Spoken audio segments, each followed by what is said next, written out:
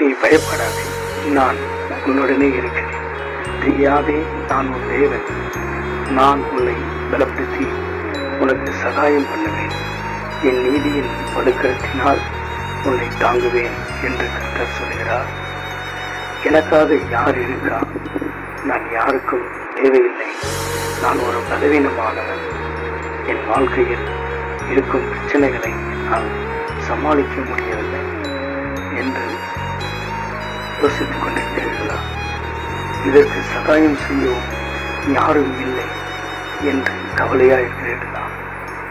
என் சொந்தம், என் பந்தம், என் நண்பர்கள் எல்லாம் பணம் இருந்தால் நம்மை தேடி வருவார்கள் என்று நீங்களே பேசிக் கொண்டிருக்கிறீர்களா?